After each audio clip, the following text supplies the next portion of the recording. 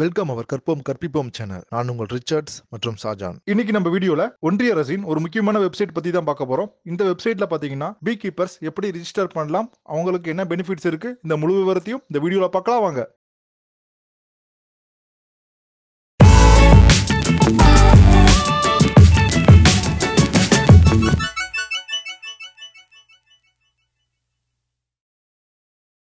இதுவரைக்கும் நம்ம சேனலை சப்ஸ்கிரைப் பண்ணாதவங்க சப்ஸ்கிரைப் பண்ணிருங்க. அப்படியே பெல் ஐக்கானையும் பிரஸ் பண்ணிருங்க. அப்பதான் நாங்க போடுற வீடியோ உங்களுக்கு உடனுக்குடன் கிடைக்கும். இன்றைக்கி நம்ம பார்க்க போகிற டாபிக் ரொம்ப முக்கியமான டாபிக். இந்த வீடியோவை ஸ்கிப் பண்ணாமல் பாருங்கள். முடிஞ்ச அளவுக்கு இந்த வீடியோவை எல்லாருக்கும் ஷேர் பண்ணுங்கள். அப்படி என்ன டாபிக் இன்றைக்கி நம்ம பார்க்க போகிறோம் அப்படின்னு பார்த்திங்கன்னா, சென்ட்ரல் கவர்மெண்ட்டோட ஒன் ஆஃப் த ஸ்கீமை பற்றி தான் இன்றைக்கி வீடியோவில் பார்க்க போகிறோம். மதுக்கரண்டி அப்படின்னு சொல்லப்படுற தேனீ வளர்ப்பு மற்றும் தேன் பதப்படுத்துதல் அப்படிங்கிற ஒரு ஸ்கீமை பற்றி தான் இன்றைக்கி வீடியோவில் டீட்டெயிலாக பார்க்க போகிறோம். வாங்க வீடியோக்குள்ளே போகலாம். இந்த மதுக்கரண்டி அப்படின்னு சொல்லப்படுற தேன் வளர்ப்பு திட்டத்தை யார் மூலமாக ஆரம்பித்தாங்க அப்படின்னு பார்த்திங்கன்னா, the ministry of agriculture, department of agriculture and cooperation, farmer welfare department சேர்ந்து தான் இந்த திட்டத்தை லான்ச் பண்ணாங்க.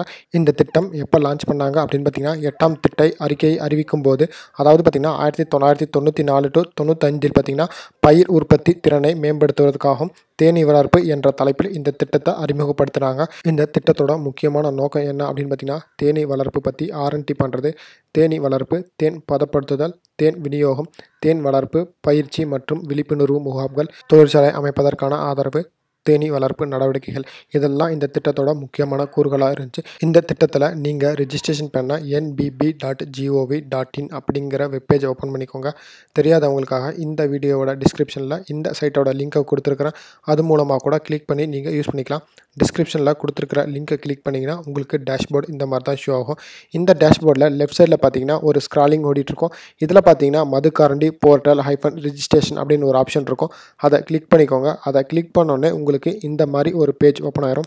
இந்த திட்டத்தில் ரிஜிஸ்ட்ரேஷன் பண்ணுறது மூலமாக என்ன அட்வான்டேஜஸ் அப்படின்னு பார்த்தீங்கன்னா, சர்வதேச தரத்தை பூர்த்தி செய்ய உயர் தேன் உற்பத்தியை மேம்படுத்துவதற்கான ஒரு முயற்சி தான் இந்த தேன் வளர்ப்பு முயற்சி. அது மட்டும் இல்லாமல் தேனீ வளர்ப்பில் ஈடுபடுறவங்க NBH அப்படின்னு சொல்லப்படுற national bee keeping and honey mission இந்த திட்டத்தில் ரிஜிஸ்டர் பண்ணுறது மூலமாக அவங்களோட சர்வதேச தரத்தை உயர்த்த முடியும் அப்படிங்கிற மாதிரி சொல்லியிருக்காங்க.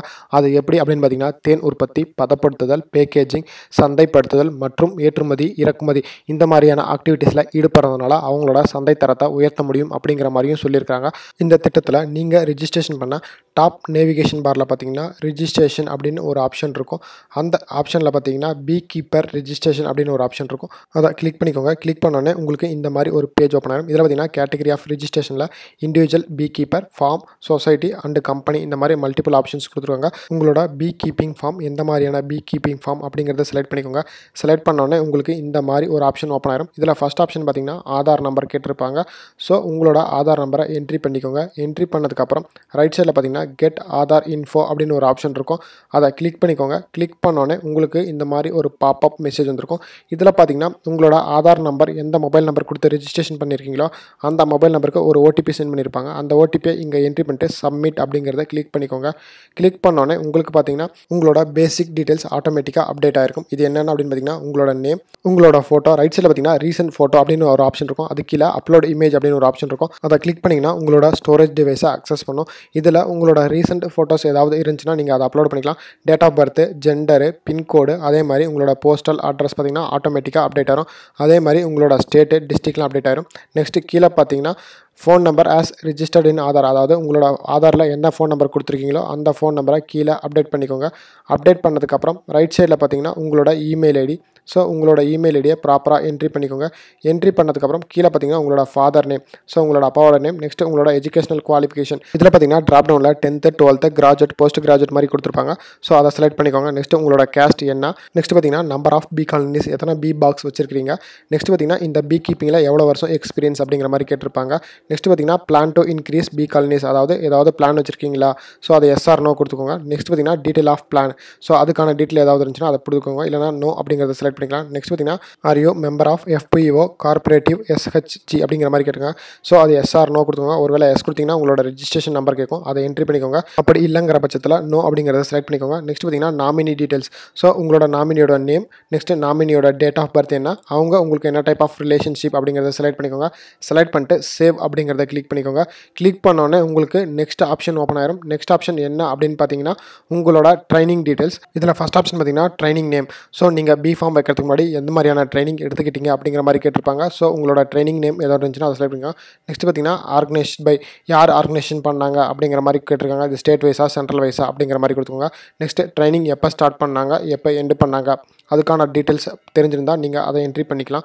என்ட்ரி பண்ணதுக்கப்புறம் நீங்கள் ட்ரைனிங் முடிச்சதுக்கு பார்த்தீங்கன்னா ஒரு சர்டிஃபிகேட் மாதிரி ப்ரொவைட் பண்ணியிருப்பாங்க. ஸோ அந்த சர்டிஃபிகேட் உங்கள்கிட்ட ஒரு வேளை இருந்துச்சுன்னா லாஸ்ட் ஆப்ஷன் பார்த்தீங்கன்னா அப்லோட் சர்டிஃபிகேட் அப்படிங்கிற மாதிரி கேட்டிருப்பாங்க.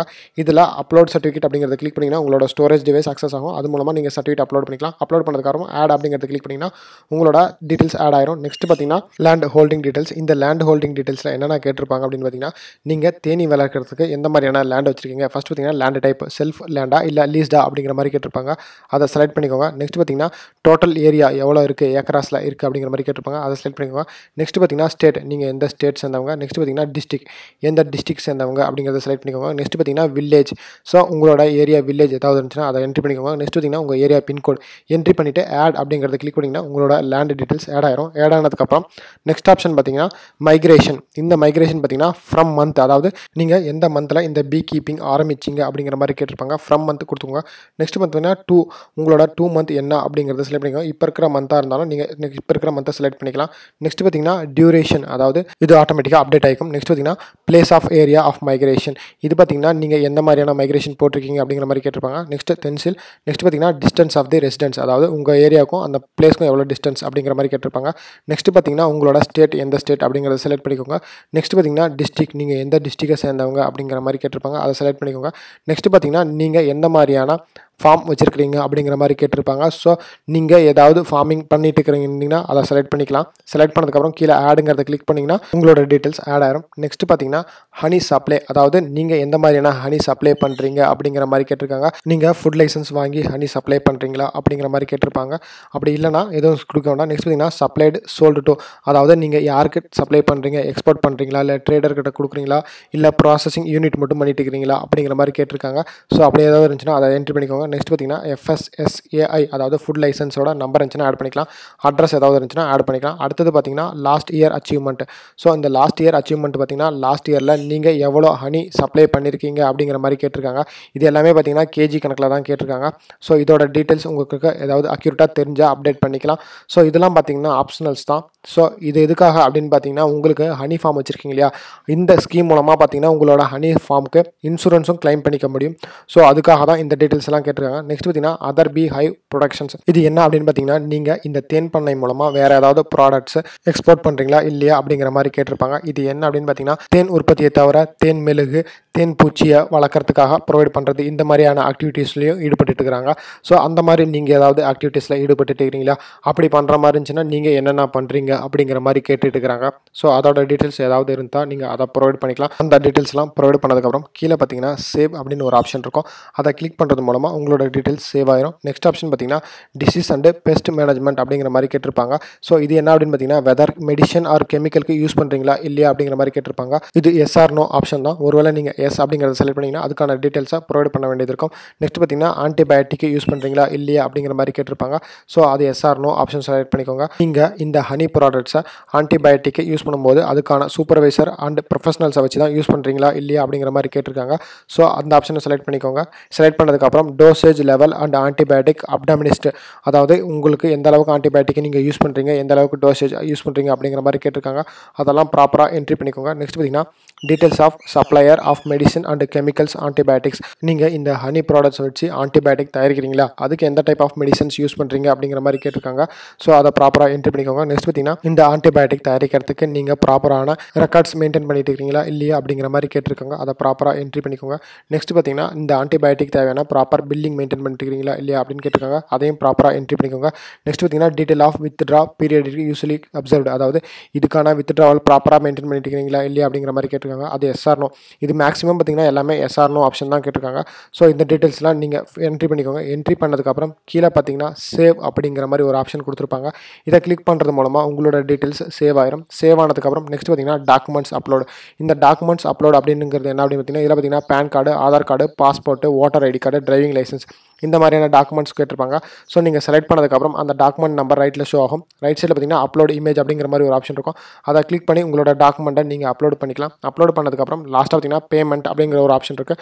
அதை கிளிக் பண்ணோடனே உங்களோட பேமெண்ட் கேட்வே ஓப்பன் ஆகும். இது மூலமாக நீங்கள் பே பண்ணி உங்களோட இன்சூரன்ஸை நீங்கள் கிளைம் பண்ணிக்க முடியும். இந்த வீடியோ உங்களுக்கு யூஸ்ஃபுல்லாக இருந்திருக்கும்னு நம்புகிறோம்.